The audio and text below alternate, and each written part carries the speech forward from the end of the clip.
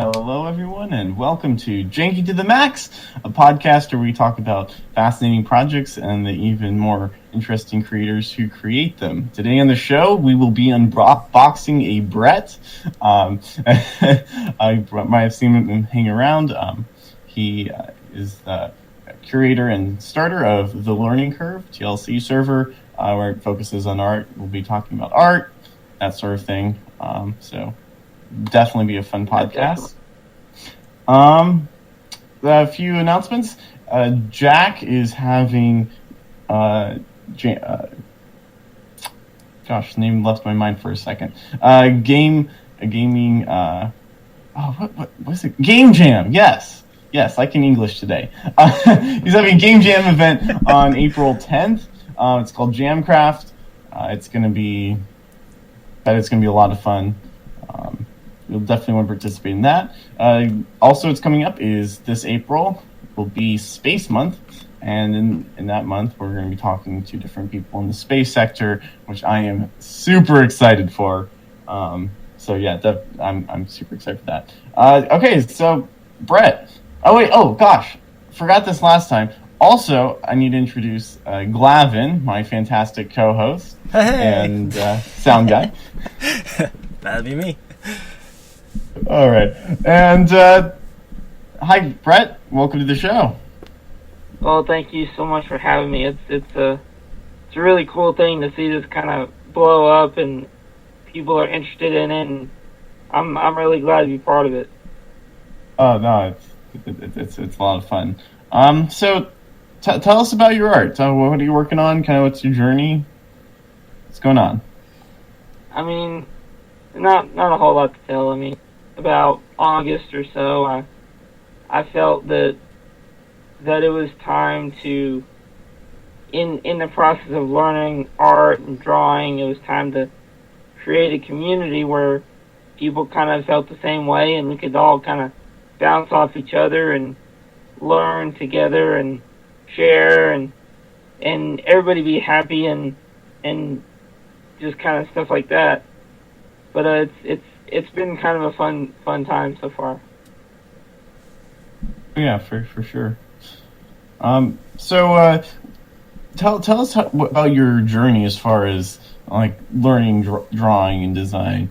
I know everyone has their own way of learning stuff, to put it vaguely. Learning is definitely difficult. In most of society, we have everybody has a teacher, specific person that is assigned to them. But in today's age, with electronics and the internet, everybody has the opportunity to learn on their own through Google or different websites or just by experimentation. One of the things that really brought me to the Janky server was that experimentation, or that feeling that you can learn how to do something on your own versus having somebody tell you this is the specific way to do it. So that was kind of what gravitated me towards that. However, with learning art, it's been kind of a mix of things. Different websites I've been learning through, and different teachers, and even now with the community, there are specific artists that I learn from every single day. So it's definitely a mix of sources. Yeah, for sure. Yeah, it's a complete. I bet it's a different, whole different beast than say picking up a programming language or something, because it's all about skill and finesse. And it seems like you have. I mean, I'm no art. Well, I'm no sketch artist, but it seems like you have a lot of layers that you're working with, and yeah, I can definitely see the challenge in trying to learn all of that in an appropriate manner. Especially since go ahead. It's been a big ordeal to focus not only on the art but the drawing, because art and drawing are similar but also separate. If you talk to a painter, you talk to a sketch artist, there are going to be a lot of different. So not only the art side but drawing side, and then also community. Yourself, it's not really easy to create and grow an entire community from scratch. So it's kind of been a challenge on that front too. But luckily, I have some help, some mods that kind of work with me and make it easier. Yeah. Were you gonna ask, Glavin? Oh, I was gonna say, especially since being that it's art and separate from like code and stuff like other projects that we normally have here on the server, is that it's something there's really no right or wrong answer to necessarily. It's all about your subjective, how you want to project your creativity. So it's a little bit different than having this like that cold logic of programming.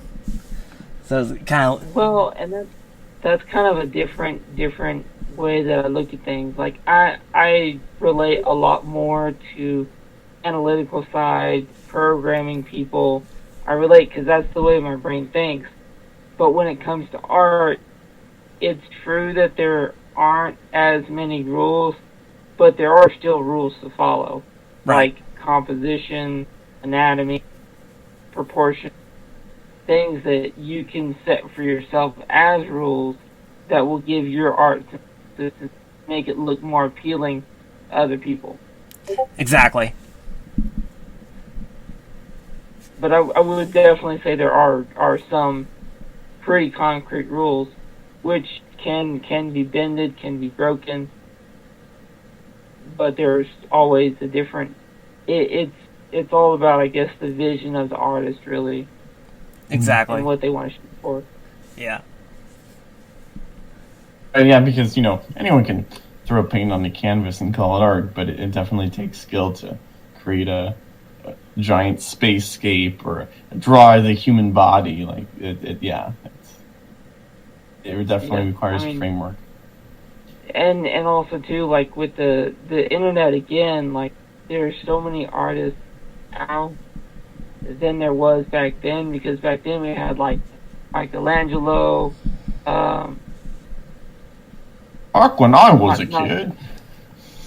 Right, not to quote the Ninja Turtles, but all of them older guys that made art and made all of it really cool, and now we have anybody and everybody who wants to be an artist can do it. All they need is Instagram. Right. And that's one of the things I love about the internet, is that it means that anyone can almost really do anything. If you have enough determination and grit and resources, and you can pick up art, you can pick up, that's pretty. It can be a downside, but it can also be a huge upside. What is your? You can learn to code, build websites, conquer the world. It's all there. There's a YouTube video on everything.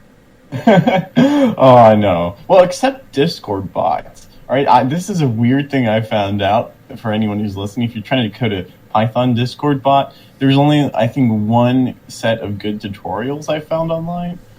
They're super useful, but other than that, I could not find anything on it, and it's really weird. Anyways, I digress. All right. No, that's still pretty interesting, because there's so many different bots to choose from that are already made. It's pretty interesting when people can use that creative feeling to want to make something that hasn't been made before, even in the scope of electronics or in programming. Mm-hmm. Yeah, for sure. That's interesting. I think it's a fallacy, if you will, that there's this idea that art and technology are different. Okay, I'm going to be super analytical. I'm going to sit down and I'm going to write, assembly to build a programming language that will, do X, Y, and Z, right? Like we put that in a completely different category than say, okay, let's sit down and let's draw, a stick, not a stick figure, but let's draw a person, or let's draw a landscape, right? Like we put these in two different categories, but when you break it down, it's they are a lot more similar than I think.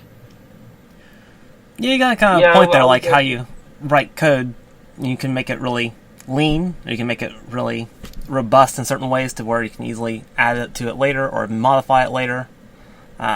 Just lots of capability that you want to put into it, which is kind of an art form in itself, because I've seen some like really good coders that can really make something that's future proof versus somebody that's new to coding, and they just work on the exact project that you need right now and don't think about any future modifications that might need to take place. Or be able to put notes in it too and be able to help teach others. Yeah. Comments are very important. Very true. So true. Not only for other people, but also if you have to go back and repair it later. Yes. Oh gosh, I cannot. I cringe so bad when I look at old code I've written. Oh my goodness. It's so painful. It's so painful, but it's also super useful. It's like, you know what? I'm glad that I'm experiencing pain looking at my old code, because this means that I've grown so much more. And I know I'm such a better person at writing up code, and I have comments now, and I do normal civilized human behavior. I'm sure that artists probably kind of go through the same thing, wouldn't they? Where they look back at stuff that they made, 2 years ago, and are like, man, I can see all the errors I made then, and then like how much I've improved from there to now. Exactly, and that's when people are doubting themselves, they just look back and see where they've come from, and it kind of gives them hope for the future that they can, take on new challenges. Exactly. And it kind of goes in, from my experience with art, like it seems to go in cycles. Like you feel like, man, I'm doing so good, and then like it goes for a while, and then like you realize, man, my art just seems terrible, because you're kind of getting to the point where you're getting better at perceiving and judging your own art to a higher standard, and then you kind of just have to keep working on it until you finally get to above your standard, and that's when you start feeling like, yeah, this is awesome again. That's it. That's the curve. Roll credits. We always talk about how it's an ebb and flow, and some people are at different levels. Some people can code or make wonderful things, and some people are just barely starting out. But it's important not to judge yourself or compare yourself to others. Everybody's different. Exactly. Yeah, no, that's an important lesson that I think can be learned for taking in all of life is, judge yourself by your own progress, not necessarily how far other people and in relation to other people, because there's always going to be someone who's better and worse. Yeah, but it's great to be able to make art, and I was having a realization a second ago that a lot of artists, well, a lot of coders or what the? Oh my! Oh, okay. I'm sorry. I just looked outside and it is snowing, like thick snow. I mean, I'm in the Pacific Northwest right now, and it's March, and we've never gotten snow in the entire. I'm sorry. That's a side. Wow. I mean, it's like an inch thick outside. Okay, all right. I'm sorry. Focus up here. Yeah, that's pretty amazing. All right, I'm sorry. You should draw a picture of it, Jay. No, it's just going to be a blank page. What would be really art is if you got a snowflake and put it under a microscope. That is some art. And it's almost guaranteed to be unique. Just like your fingerprint. Yep.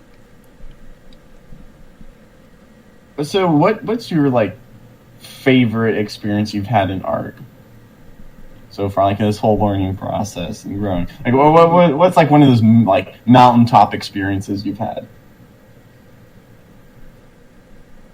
I would have to say it's probably being able to easily communicate with people that I look up to as artists. Like, for example, there's I wouldn't really call him famous, but he does write published comic books. His name is, what is it? Robert, or rather, Jr.? But he makes comic books, and he's worked on things like Superman, DC, Marvel, different superheroes. And if you go to him like on Twitter or on his social media, he's more than willing to answer questions, talk about stuff. I mean, it's the benefit of social media and all this connectivity that we have. Yeah. Wow, and that also is too, like, really cool. I also talked to if you're familiar with Magic the Gathering, the card game. Yep.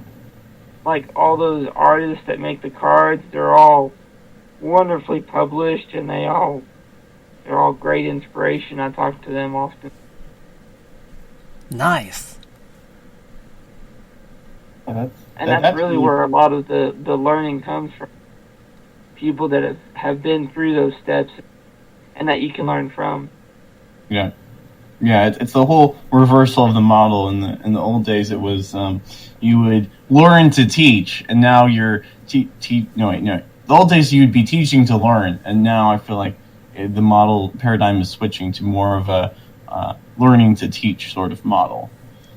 Yeah, and that's a lot of how the community became so much bigger than it is, because I found that with my analytical skills and my brain thinking the way it does, I'm a much better person looking at other people's art than I am at actually creating it.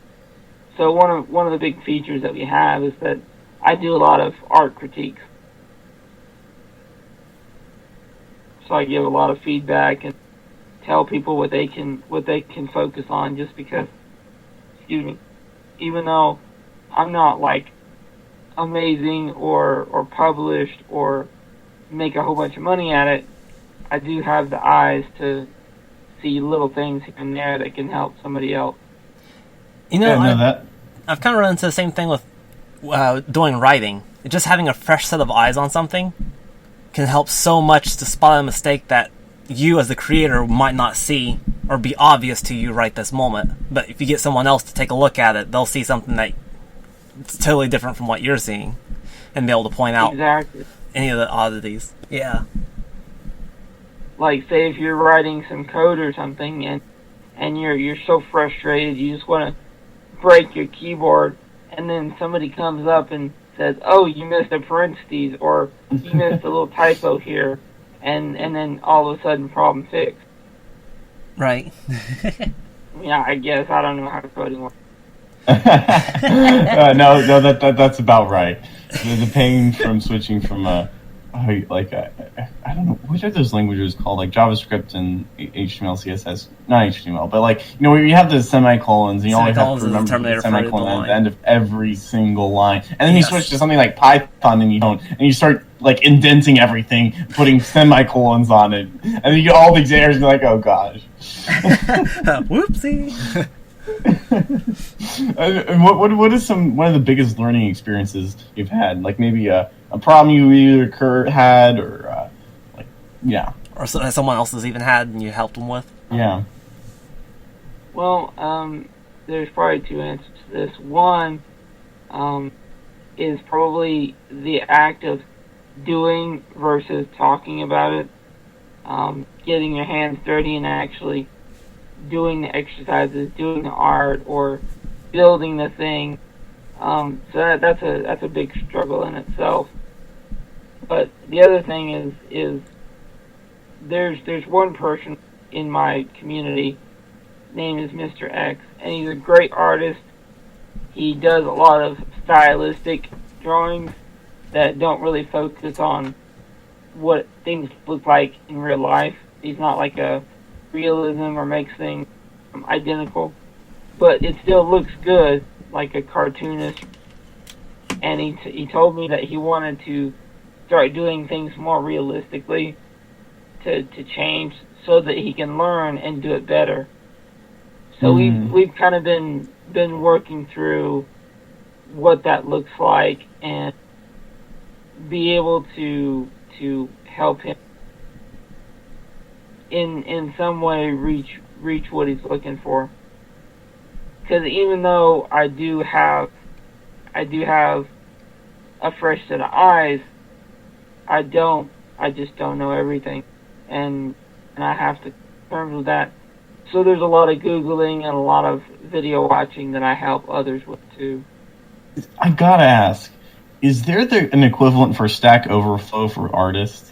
Like, can you just like type in a question, like an error, and get like a whole list of results?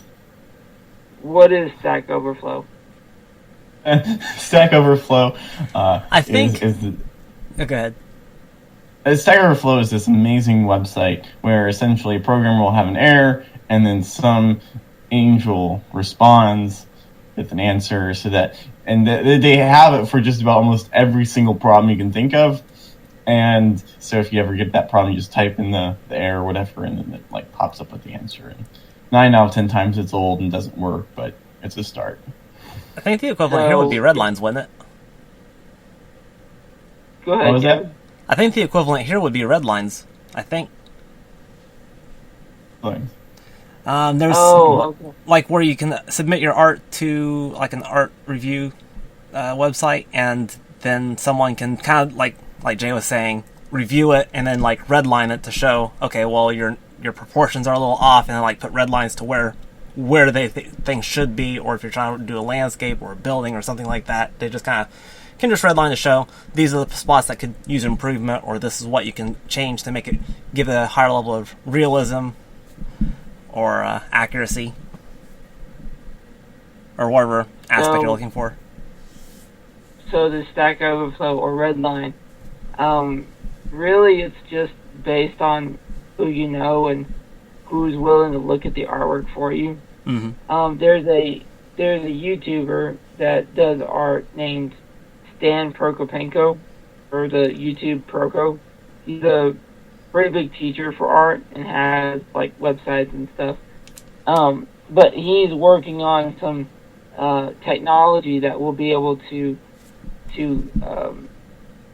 look at somebody's art and be able to make sure it has the right proportion. Or, I mean, it's very simple right now. He's only doing it for a box. So you draw a box, and then you submit it to this app, and it takes a picture of it, and then it will use math and science to tell you if the box is accurate or not. So like a machine learning or AI algorithm. Exactly. Wow, that is a really cool fusion. I like that. Oh yeah. Wow. That makes sense. Obviously, But if you draw like a human face, it's probably a little bit more complicated. But for just a simple box, yeah, it's all gonna start somewhere, right? right. Viva la Be the revolution! innovator. Let the robots take over. Yes, please. I mean, I'm not ready for Skynet. I don't know about you. I want to freaking build Skynet. What are you talking about? Oh my gosh. Let's just make sure the robots are integrated into society in a nice way so they don't kill us. I heard about this. I think it was like a baby cradle or something that it'll like automatically rock the baby and has like all these different fancy modes, so that it doesn't have to wake up the parents. And some friends that were discussing about this, and they're like, oh, human touch, blah blah blah. And I'm like, no, you're taking this the wrong way.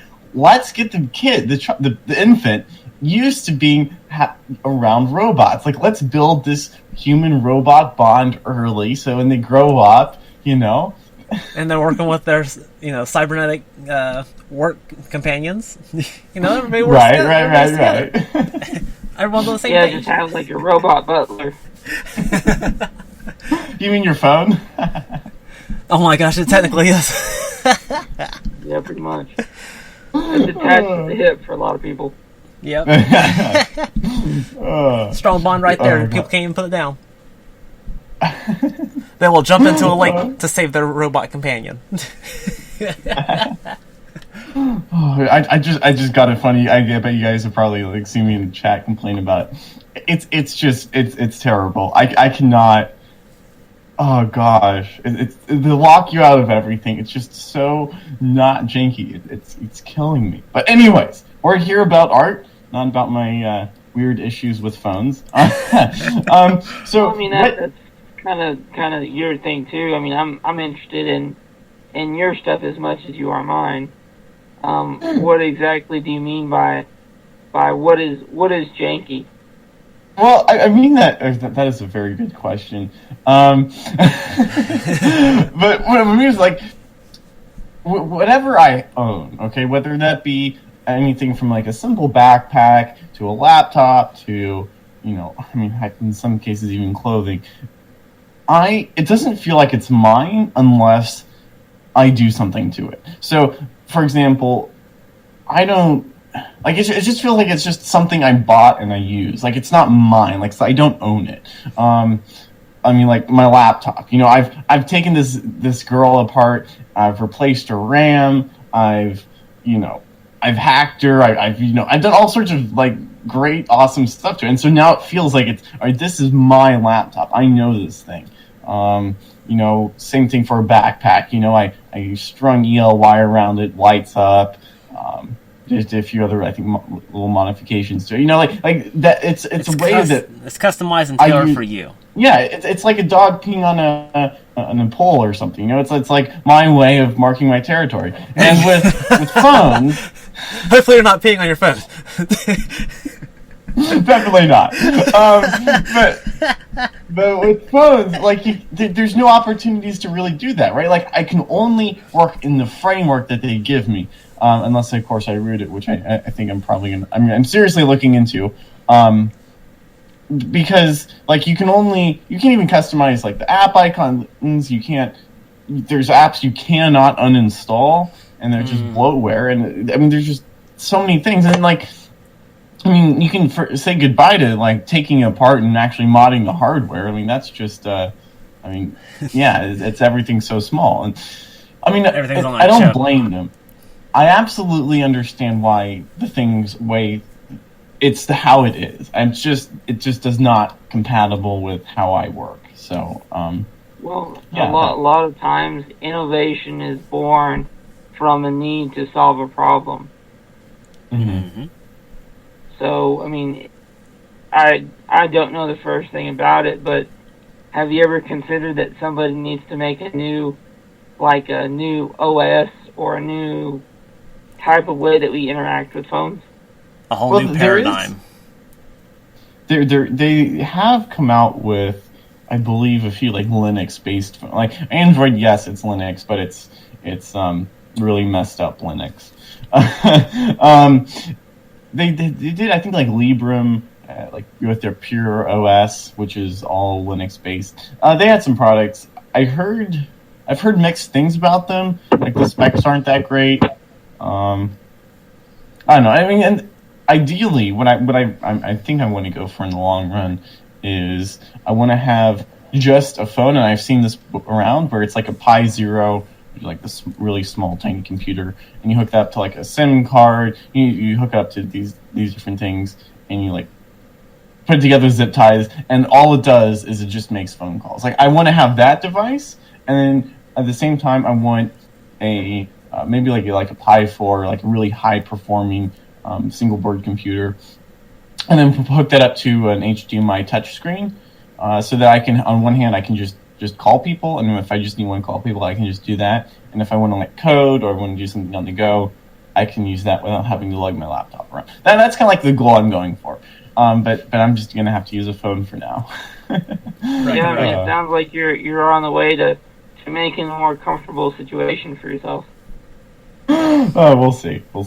Maybe I'll just make more problems for myself and then have fun spending hours and hours trying to problem solve, which is probably what's going to happen. But probably. Anyways, so what? I'm kind of curious. Like, what got you going into art? Like, what made you say, okay, this is something I want to pursue. This is something I want to level up in. What was that whole process like? That's a really good question because, about, I would say, a year ago, I started to, well, even going back further, I used to spend a lot of time on the website twitch.tv, and I would watch video game streamers or gamer athletes or what do we call it, esports, and a lot of the streamers didn't always know. I guess a good way to put it is how to be entertaining on stream. But regardless, is that they all needed graphics on their website. They needed emojis. They needed panel buttons. They needed things that they could use to represent who they are.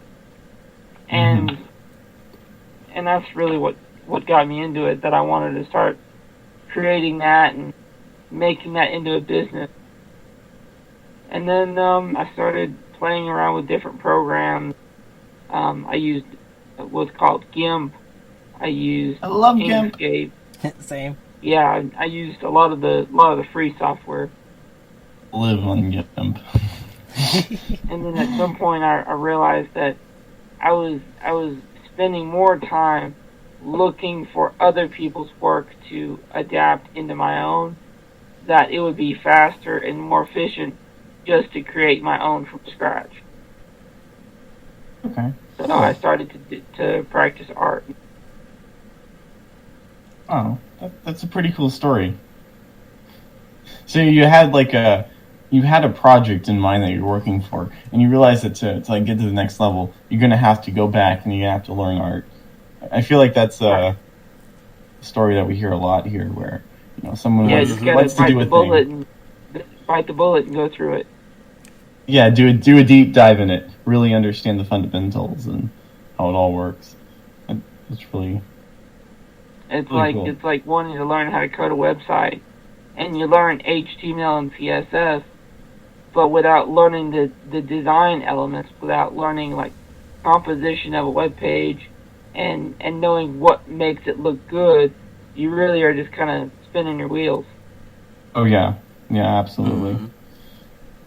I remember the first website I built. It looked awful. I was trying to go for Cyberpunk, and turns out doing Cyberpunk is really hard, especially for a first-time website, because you have this balance where on one hand it looks like it's just like a super feminine website. You get these pinks and these neon pinks and purples, right? And on the other hand, you just look like it's like some sort of like goth weird website. Yeah, so yeah, compositions are very important. Yes.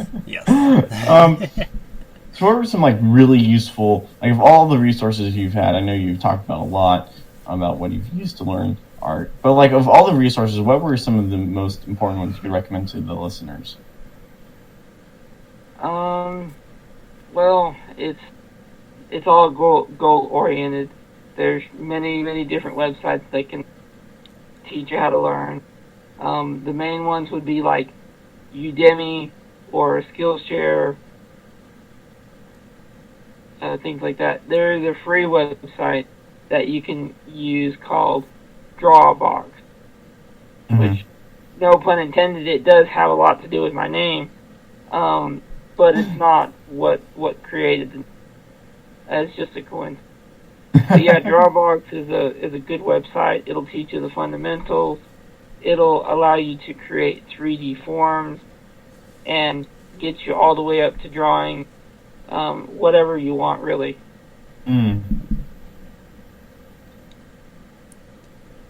But it's a full comprehensive course, and it'll take you all the way from 0 to 100 real quick. I bet the probably most important part is just practice. Right. I mean, anybody can tell you what to do, but if you don't do it, you're not going to learn it. Very true. I heard a saying, advice is free and you get what you pay for. Yeah. For sure. Well, I assume there's Twitter you follow, right?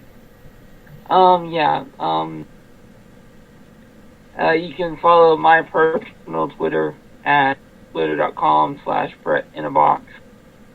And then if you're interested in the art Discord, the learning curve, you can follow our Twitter or our Instagram at TLC_mentor. Okay, cool.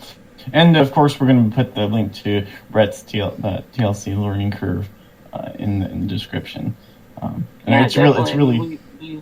We love talking to new artists, people that just kind of want to learn the ropes or learn how to draw, and we're a very wholesome community.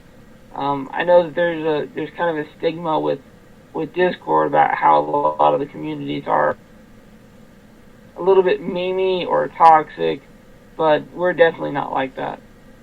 We want the best for everybody, and we are 100% real as well. Nice. Yeah. No, that's huge. It all boils down to having a fantastic mod team, right? Yeah. All stems from the leadership. Yeah. I guess. I mean, I don't know exactly what I'm doing for it, but everything kind of comes down from the top usually. No, it absolutely does. Ryan is so glad, especially starting out, to have you as the mod help things from the rocky early days of the Janky DIY Discord server. Oh boy. oh goodness, we I really didn't do a whole lot. I was just a workhorse. I helped bump the server and get more traffic. But you really grown it towards like this tech. I mean, I wouldn't really call it an empire just yet, but it's definitely, you've definitely done a great job here. Thanks. I mean, I think it's safe to say though that you might have done a little bit of a better job, seeing as you blew past my numbers like it was nothing. Well, I think it depends on the subject content too. Like, yeah, I think that there's just more like artistic sort of bent people on Discord. Yeah. So it's probably demographics, and it's also probably the fact that I know you really focus on growing, and you do. I know you do a fantastic job at that. Anyways, so there you have it, ladies and gentlemen. The Brett is unboxed. Don't forget to follow us on Twitter. Join our Discord server if you aren't already. We have we live stream that around 10 o'clock Pacific Standard Time. You can hop on, ask questions. And that's every Saturday. Yeah, every Saturday. There is going to be an exception for Space Month because of a schedule thing we had to miss up, but we'll let you know about that when this comes up. Anyways, glad you guys thank you for tuning in. And no matter where you're at, what project you're working on, remember to keep it janky to the max. Hey everyone, thank you for tuning in to this episode of Janky to the Max. If you like it, make sure to like the video and subscribe. And if you want to suggest more projects that we can feature, make sure to comment down below, or even better, join the Discord server in the description. We try to stream live every weekend on the server, so make sure to join and grab the podcast role if you want to be there and see it for yourself. Anyway, make sure to stay janky.